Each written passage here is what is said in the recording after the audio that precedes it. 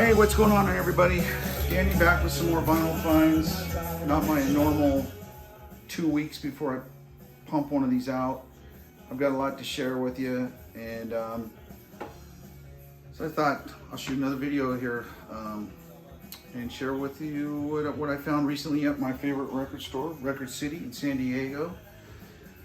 So start off with the Smiths. I saw this a week or so ago, and I really do like the Smiths. I'm a huge collector of their stuff, and Morrissey as well. And this is the Old Guard BBC sessions. I believe this came out in 2020 maybe. At least this version. Apparently I already have it. I get home and I start looking at my Discogs, because I would know, at least I thought, I'd never seen this cover before. It's 2 discs. They're clear vinyl, transparent vinyl. No track listing, which kind of sucks. So that's, you know, I hadn't even looked at, god damn, I can't even get back in there. Either way, just leave it out. But yeah, so I get home and I start looking at it, I'm like, son of a bitch. I already had volume 1 and volume 2. And these are both numbered of 500. This one's 47, this one's 66. And what's funny, neither one of these I can find on Discogs. That version I can't find on there. These 2 I can't find on there. So it's strange. I mean, I guess I could add them, but whatever. I don't know how that one sounds, because I don't know if that's a bootleg of a bootleg. These sound really good. The quality is really good. I hope that sounds good. I'll listen to it here shortly. But yeah, so, you know, what's funny is we recently went to the Rose Bowl flea market, which is, if you know what the Rose Bowl is, they have it every year with the championship college game at the Rose Bowl in Pasadena, and they do a flea market once a month. And so I'm looking around the few people that had records, and I came across this one, and they wanted $60 for this one, and my shop had it for 30. So I said, okay, well, I definitely am not going to buy it here. But what I did find at the Rose Bowl, since we're on that topic, was Trick or Treat. This is a soundtrack from the movie Trick or Treat, performed by Fastway. Really, really good album. Pretty expensive. It was not $1.99. It was much more than that. The vinyl was immaculate. The sleeve, overall, was in pretty good condition, except for this part right here. Beat to shit. Not happy about that, but I could not walk away from this one. It is hard to find. Expensive. It was not cheap there either.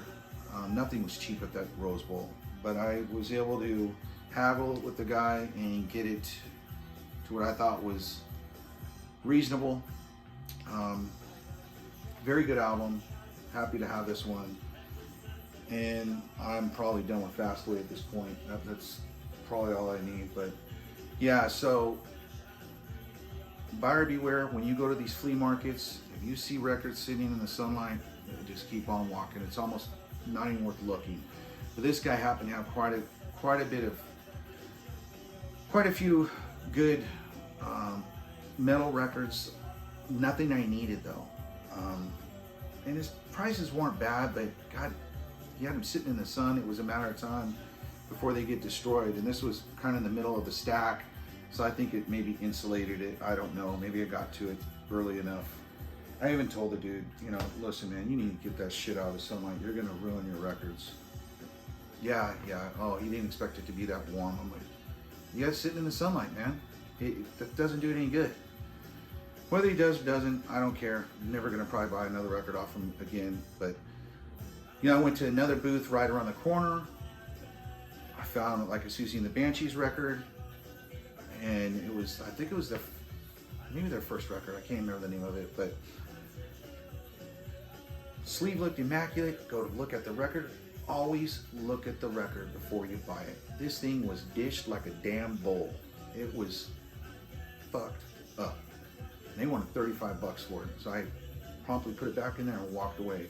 I mean, if you're gonna sell shit like that, I mean, that's just wrong. But people do it, and people either are not savvy enough to know what they're buying, or just get caught up in the moment and, you know, get home and they realize they got burned. But not me.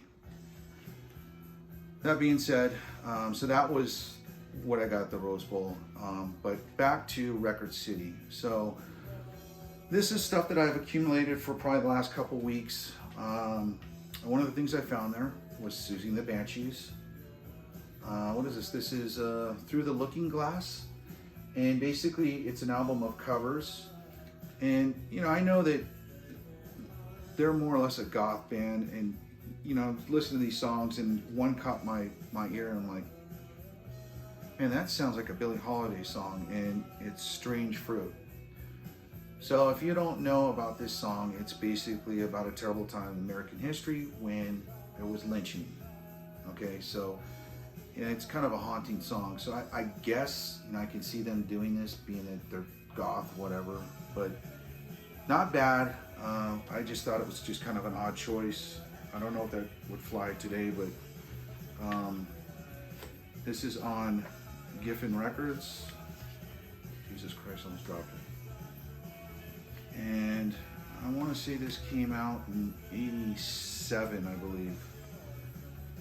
But yeah, gold stamp promo, GSP, as they state on the plastic sleeves at Amoeba. It was kind of funny when my brother and I were there.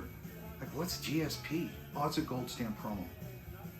My brother loves the gold stamp promos, but I'm not ready to let go of this. If I find a replacement, I'll turn this over to my brother. But the Susie and the Banshee stuff is really hard to find, at least the original used stuff. So when you see it, pick it up if you're into them. So the next thing I found was Van Halen #2. This was my introduction to Van Halen. I remember buying this cassette tape at Kmart and loving every song on this album. What is Dance the Night Away? It's okay. Out of Love Again, Somebody Get Me a Doctor, You're No Good. I mean, there's not a bad song on here. This album is great. This is the 2015 reissue, remastered, 180 gram. It's just black vinyl. So I thought, oh man, this is gonna sound great. You know, this is gonna sound better than the original one. I don't think it sounds any different, any worse, or any better. It sounds good. So I don't know if I need to get the reissues. I think I'm good with my original copies, but you know, I got a good deal on this. So it was worth the experiment. The next thing I found is another band I really been a fan of for a long time, and that's Aerosmith. This was about the time I checked out on Aerosmith, because I did not like a couple tracks on this album, and I just thought it was just, I don't want to say overproduced or too polished, or I think it was just too radio friendly, I guess. I don't know. Love in an Elevator, it's a good song, but goddamn, you've heard it once, you've heard it a million times. And then Janie's Got a Gun. Oh man, did I hate that song. I could not stand that song. Still not a big fan of it, but after listening to this album, it's a good album. I should have given it more than what I gave it as far as chances, but I don't know, even the cover, it's just like, I don't know if that's a sexual innuendo, but I thought it was kind of stupid. But it's a good album, you know, and surprisingly enough, it's not a cheap album. It's a hard one to find. I guess it's normally around 50 bucks. I guess if you can find it. I did not pay that. It's not in the greatest condition, at least the sleeve wise, but the record's fine. And I got a good deal on it from my buddies over there. So I was happy to have it added to the collection because I am a completist. So one down and a few more to go, I guess. The next thing I found was a hip hop album. And this is a group that my youngest son turned me on to. It's called A Tribe Called Quest. And this was their 2016 album. It's a double album. I only have one other thing from them, and I like them. I'm not the hugest hip hop guy, but I thought, oh, this is kind of unique. You don't see their stuff come in very often. Matter of fact, I never see it come in, at least at the shop I like to go to. So it was fairly reasonable, so I picked it up. I've only listened to one side or one disc one, and I liked it. I need to give it some more listen. I figure I'd play it for when my son gets here and just chill with him, listen to it. But yeah, Tribe Called Quest. This may have been their last album. Like I said, 2016. And I'm not sure, they had a member die. Either, I'm not sure if he's on it. I probably should shut up before I get ahead of myself. Speak out of turn. But anyways, check them out. They're a good hip hop band. Now, on to a little punk. NOFX, The War on Aerosmith. I forgot how good this album was. I was telling my son about it, that they had a copy of it for really cheap. He said, "Oh, Dad, that's a good album." I think I had the CD of it, and I started looking at the track listing on it after I picked it up, and the one song that I really like on here is "Whoops, I OD'd," and it's a dark song. The Idiots Are Taking Over, another good song. There's some other ones on here that are really good. I think for me, this is probably I collect all of NOFX stuff, and it's all good stuff, but to me, they've kind of just, there's not as many memorable songs off the latest albums. This is probably where it stops with me as far as really liking their albums. I don't hate them. I don't dislike their other newer albums, but this is probably one of their last of the good ones, I think. Just my opinion. It's black vinyl, nothing special. Yeah, this it's a good album. If you like NOFX, then you know what I'm talking about. And so that was a brand new copy, by the way. So this was what I got. Here's two more that I found there in the used section, and this is one that I found recently. I don't want to say I was a huge fan of this.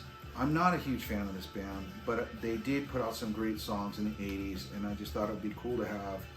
And this is the Cars' Greatest Hits, and still in a shrink. I don't know if this was a promo or like a discounted item with the little puncture thing through there, but I mean, it was only 15 bucks, and it's the greatest hits. Tonight She Comes, what's the other one? Just What I Needed, another good one. There's some really good ones on here, and there's some other ones I didn't even remember and don't care to remember, to be honest with you, but I thought it's cool to have. So this is probably good enough for me when it comes to the Cars. I'm done. I don't need anything more from them. This is kind of an impulse buy. I need another Beatles record, like I need another Hole in the Head, but I couldn't let this go by because it's another GSP, little gold stamp promo. So I thought